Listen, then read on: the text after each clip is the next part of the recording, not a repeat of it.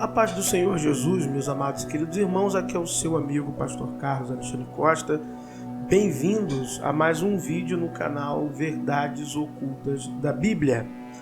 Muitas pessoas têm dúvidas de quais foram os escritos do Antigo Testamento que foram utilizados como citações no Novo Testamento.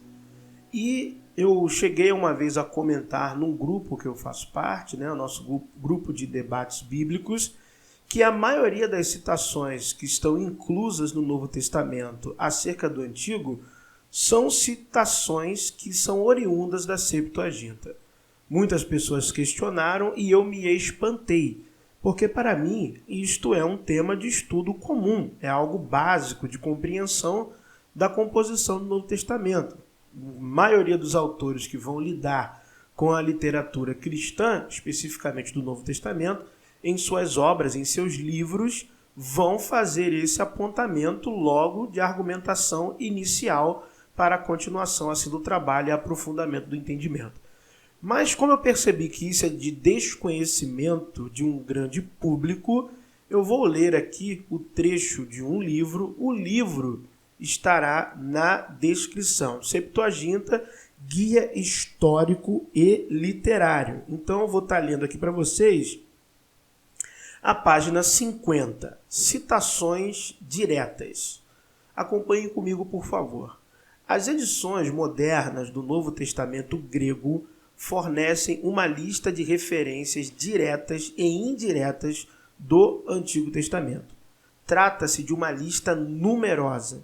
O livro de Salmos é o mais citado, seguido de Isaías, Êxodo e Deuteronômio. E muitas citações são da Septuaginta, a versão dos 70.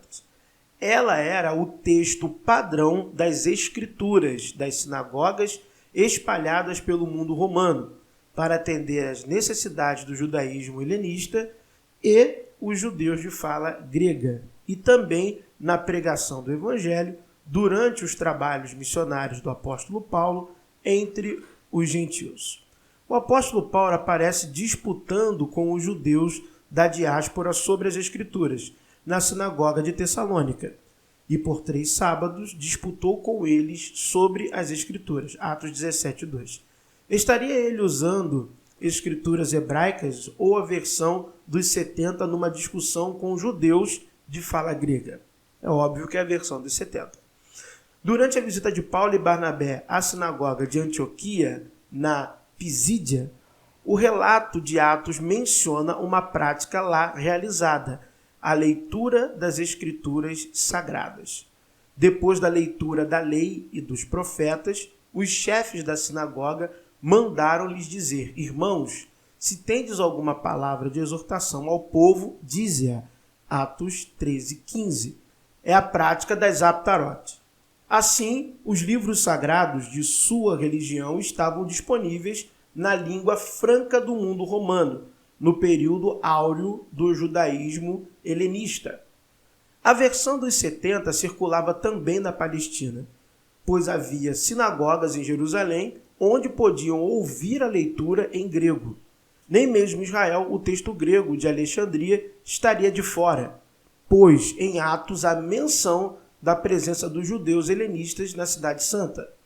Levantaram-se, porém, alguns dos que eram da sinagoga, chamada dos libertos, 2 sirineus, 2 alexandrinos e dos da Cilícia e Ásia, e disputavam com Estevão, Atos 6:9.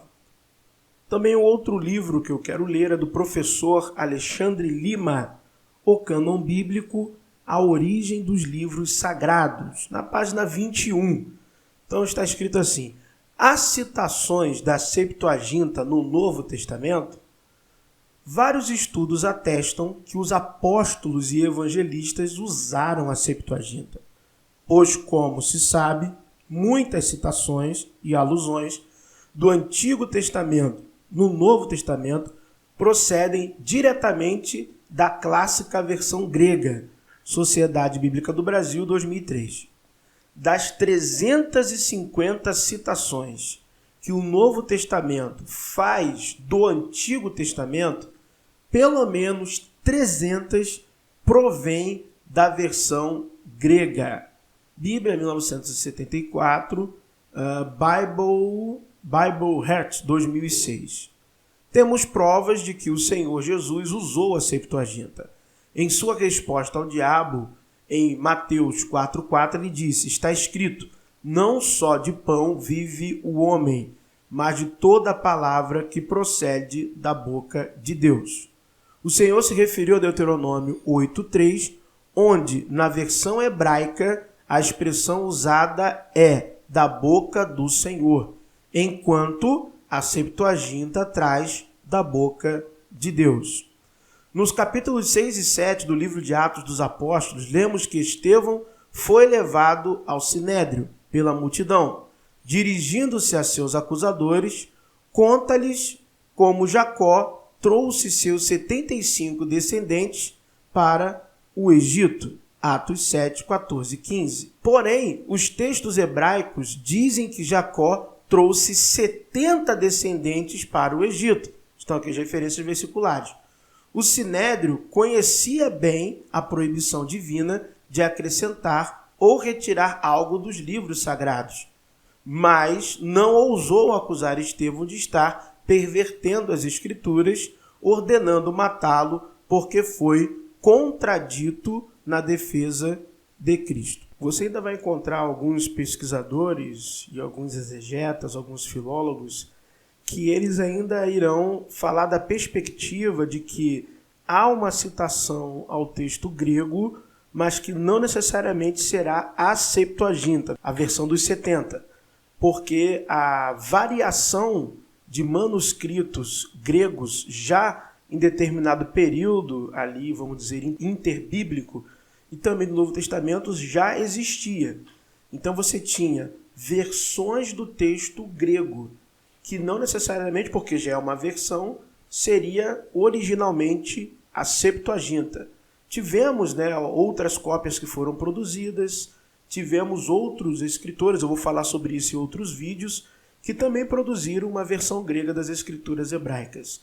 Então esse percentual ainda pode ser reduzido, porque haverão citações da versão grega, mas não necessariamente que essa versão grega será a Septuaginta, ipsis litis, ok?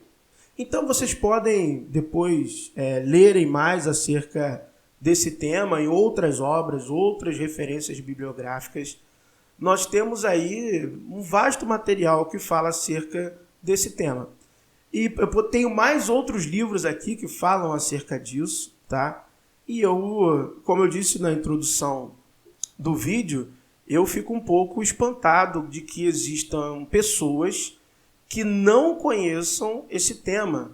Pessoas até que estudam a língua grega, que se aprofundam no tema de se especializar na gramática grega, mas esquecem da parte histórica, esquecem da parte comparativa literária e ficam presos a uma bolha gramatical. Tem que saber história, tem que ir atrás de outros exegetas, outros filólogos, outros pesquisadores, porque aprender o idioma é uma ótima ferramenta, mas tudo aquilo que circunda o idioma, se você também não dominar, você fica preso dentro de uma bolha gramatical, o que não é interessante para ninguém que quer evoluir na graça e no conhecimento. Ok, meus amados, eu sou o pastor Carlos Alexandre Costa. Deus abençoe sua família, sua casa, seu ministério. Vem comigo estudar canal Verdades Ocultas da Bíblia. Fique na paz do Senhor Jesus.